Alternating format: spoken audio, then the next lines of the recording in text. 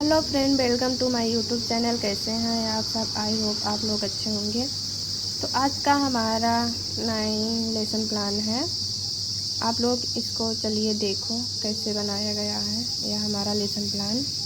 सबसे पहले आप विद्यालय का नाम लिखेंगे, उस विद्यालय का नाम लिखेंगे जिस विद्यालय में आप टीचिंग कर रहे हो। उसके नीचे आप अपना नाम लिखेंगे, दिनांक लिखेंगे जिस दिनांक को आप यह लेसन प्लान पढ़ा रहे हो, बना रहे हो, उस दिनांक को लिखेंगे। क्लास कौन सी क्लास का है, क्लास अवधि या 35 मिनट का होता है, आप इसको ही लिखेंगे। विषय आपका विषय क्या है, वो विषय में क्या है, हमारा तो विज्ञान था। उसके बाद प्रकरण, आप प्रकरण में उस टॉपिक का नाम लिखेंगे जिस टॉपिक पर आप लेसन प्लान बना रहे हो। हमारा है रुधिर पर, तो हमने यहाँ पर रुधिर लिखा है। सामान्य उद्देश्य, हमारे यहाँ यह 9वां लेसन प्लान है, इसलिए हमने पूर्ववत लिख दिया है। 5 लेसन प्लान तक हमने पूरा का लिखा है सामान्य उद्देश्य। उसके बाद विशिष्ट उद्देश्य आ जाइए। विशिष्ट उद्देश्य में पहला है ज्ञानात्मक उद्देश्य। ज्ञानात्मक उद्देश्य में 2 पॉइंट हैं। छात्र रुधिर का अर्थ जान सकेंगे, छात्र रुधिर के बारे में प्रत्यक्ष कर सकेंगे। दूसरा पॉइंट है बोधात्मक उद्देश्य। बोधात्मक उद्देश्य में भी 2 पॉइंट है। छात्र रुधिर के विभिन्न प्रकारों की व्याख्या कर सकेंगे। दूसरा है छात्र रुधिर को समझ सकेंगे। अगला विशिष्ट उद्देश्य में क्रियात्मक उद्देश्य नंबर 3 है। पहला इसमें पॉइंट है छात्र रुधिर से संबंधित प्रयोग को सिद्ध करने का कौशल प्राप्त कर सकेंगे, यह है। दूसरा पॉइंट है छात्र रुधिर से संबंधित ज्ञान का उपयोग दैनिक जीवन में कर सकेंगे। उसके बाद अनुप्रयोगात्मक उद्देश्य, क्रियात्मक उद्देश्य के बाद छात्र रुधिर के ज्ञान को उच्च शिक्षा में प्रयोग कर सकेंगे, यह अनुप्रयोगात्मक उद्देश्य। उसके बाद है शिक्षण सहायक सामग्री। शिक्षण सहायक सामग्री में चार्ट पेपर पर बना रुधिर कणिकाएं का चित्र, यह हमने लिखा है। उसके बाद शिक्षण विधियाँ, व्याख्यान विधि, प्रश्नोत्तर विधि हो गई। पूर्व विज्ञान, पूर्व विज्ञान में क्या है, छात्र रुधिर के बारे में सामान्य जानकारी रखते हैं, यह आप शिक्षण विधियों के बाद पूर्व विज्ञान लिखेंगे। पूर्व विज्ञान के बाद आप आ जाइए प्रस्तावना प्रश्न। प्रस्तावना प्रश्न आप बनाएंगे। पहले आप 3 कॉलम बनाएंगे, क्रमशः छात्राध्यापिका कथन, छात्र कथन। अगर आप गर्ल्स हैं छात्राध्यापिका लिखेंगे, अगर बॉयज हैं तो छात्राध्यापक। पहला प्रश्न हमारा, बच्चों छुट्टी के दिनों में आप सभी क्या करते हैं? बच्चे हैं सभी खेलते हैं, कूदते हैं, मस्ती करते हैं। उसके बाद दूसरा प्रश्न, खेलते समय अगर आप गिर जाते हैं तो क्या होता है? बच्चे आंसर देंगे चोट लग जाती है। उसके बाद आप उसी आंसर से अगला प्रश्न बच्चों से करेंगे, चोट लगे स्थान से क्या निकलता है? बच्चे आंसर देंगे खून। उसके बाद आप अगला प्रश्न है, खून को विज्ञान की भाषा में क्या कहते हैं? तो बच्चे समस्यात्मक हो जाएंगे। तो यहाँ पर आपका प्रकरण निकल आएगा।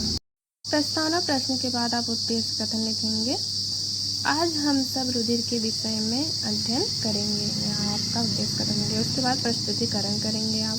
प्रस्तुतिकरण में आप ऐसे पहले 5 कॉलम बनाएंगे। शिक्षण बिंदु, छात्राध्यापिका क्रिया, छात्राध्यापक क्रिया, छात्र क्रिया, शिक्षण विधि, संपट कार्य, या इन सब का आप पहले कॉलम बनाएंगे। उसके बाद आप शिक्षण बिंदु में लिखेंगे रुधिर की परिभाषा, क्योंकि आप रुधिर की परिभाषा पहले बताएंगे। छात्राध्यापिका क्रिया में आप व्याख्या करने जा रहे हैं, तो आप यहाँ पे रुधिर हमारे शरीर के विभिन्न कोशिकाओं में पाया जाता है। रुधिर का एक तरल पदार्थ है, वह एक वायुओं से प्रभाव में आकर चलता है। रुधिर का pH मान 7.4 होता है। रुधिर का तरल पदार्थ प्लाज्मा कहलाता है। रुधिर में अवशिष्ट पदार्थ शरीर से बाहर निकलता है। मनुष्य रुधिर में 2 भाग होते हैं, रुधिर कणिकाएं, दूसरा है प्लाज्मा या रुधिर कणिकाएं, यह 3 प्रकार की होती हैं। अब छात्र में छात्र ध्यानपूर्वक सुनेंगे। शिक्षण विधि में व्याख्यान विधि हो जाएगी। संपटकार में आप क्या लिखेंगे? इम्पॉर्टेंट पॉइंट संपटकार में अपना लिखेंगे, जो भी आपको ब्लैक बोर्ड में लिखना हो। उसके बाद आप बच्चों से बहुत प्रश्न पूछेंगे। आप एक व्याख्या करने के बाद बच्चों से बीच में बहुत प्रश्न पूछेंगे। पहला प्रश्न है रुधिर का pH मान कितना होता है? बच्चे आंसर देंगे 7.4। दूसरा प्रश्न है रुधिर के तरल पदार्थ को क्या कहते हैं? बच्चे आंसर देंगे प्लाज्मा कहते हैं। शिक्षण विधि में प्रश्नोत्तर विधि हो जाएगी। रुधिर कणिकाएं के प्रकार, पहला है लाल रुधिर कणिकाएं, इसको RBC भी कहते हैं। इनका वैज्ञानिक नाम एरिथ्रोसाइट होता है। इनमें लाल वर्णक होते हैं जिन्हें हीमोग्लोबिन कहते हैं। हीमोग्लोबिन का कार्य रुधिर का लाल रंग देना और रुधिर में ऑक्सीजन तथा कार्बन डाइऑक्साइड गैसों का आदान प्रदान भी करता है। इनका जीवन काल 100 से 120 दिन का होता है। यह पहला है लाल रुधिर कणिकाएं। दूसरी है श्वेत रुधिर कणिकाएं, इसको RBC कहते हैं। इनका वैज्ञानिक नाम ल्यूकोसाइट होता है। इनका कार्य शरीर के अंदर रोगाणुओं को नष्ट करना होता है। इनका जीवन काल 1 से 4 दिन तक रहता है। यह रोगों से लड़ने की शक्ति देते हैं। अगला है तीसरा रुधिर प्लेटलेट्स। इनका वैज्ञानिक नाम थ्रोम्बोसाइट होता है। इनका जीवन काल 8 से 10 दिन तक होता है। रुधिर में इनकी संख्या 2 लाख से 5 तक होती है। यह आपका व्याख्या हो गई। दूसरी छात्र क्रिया में छात्र ध्यानपूर्वक सुनेंगे। शिक्षण विधि में व्याख्यान विधि हो जाएगी। संपटकार में आप अपना मुख्य पॉइंट लिखेंगे।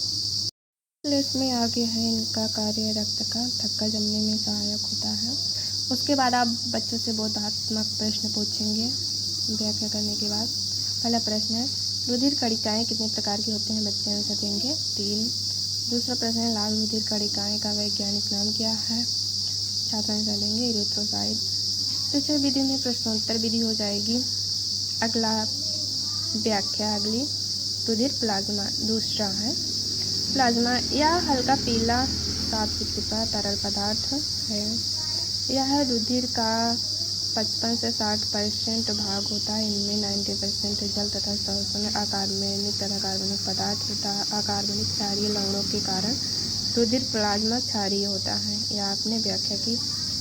छात्र क्रिया में छात्र ध्यानपूर्वक सुनेंगे। व्याख्यान विधि हो जाएगी। फिर उसके बाद व्याख्या करने के बाद आप बच्चों से बहुत प्रश्न पूछेंगे। पहला प्रश्न है लाल रुधिर कणिकाएं जीवन का काल कितने दिन का होता है? बच्चे आंसर देंगे 100 से 120 दिन। प्रश्नोत्तर विधि हो जाएगी। दूसरा प्रश्न है श्वेत रुधिर कणिकाएं का वैज्ञानिक नाम क्या होता है? बच्चे आंसर देंगे ल्यूकोसाइट। यह आपका बहुत प्रश्न हो गया। आप ये रुधिर ब्लड का फिगर बना देंगे छोटा सा, और भी अच्छा आप लोग बना सकते हैं, बना दीजिएगा, लेकिन बना के फाइल में चिपका दीजिएगा। सैंपल सारांश।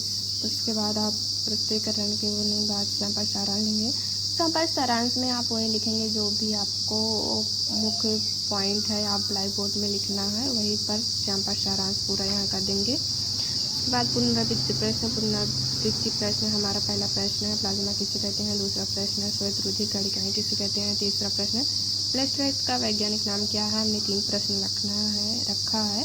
आप लोग और रख लीजिएगा जितनी आप अपना अकॉर्डिंग रखना हो। अगला है निरीक्षण कार्य। प्रस्तुति कक्षा में विद्यार्थी द्वारा कृत कार्य का निरीक्षण करेगा तथा उनका समस्या का समाधान करेगी। आप निरीक्षण कार्य में या लिखेंगे। उसके बाद आप गृह कार्य देंगे। गृह कार्य में हमने एक क्वेश्चन दिया है, आप बच्चों को और भी दे सकते हैं 2, 3, 5, 10 जितना अपने अकॉर्डिंग देना हो। हमारा प्रश्न है रुधिर कणिकाएं के प्रकार को लिखिए। यह हमारा लेसन प्लान कंप्लीट हो गया। आप लोग को कैसे यह हमारा लेसन प्लान कैसा लगा कमेंट में ज़रूर बताएं, और लाइक और शेयर सब्सक्राइब ज़रूर करें। धन्यवाद।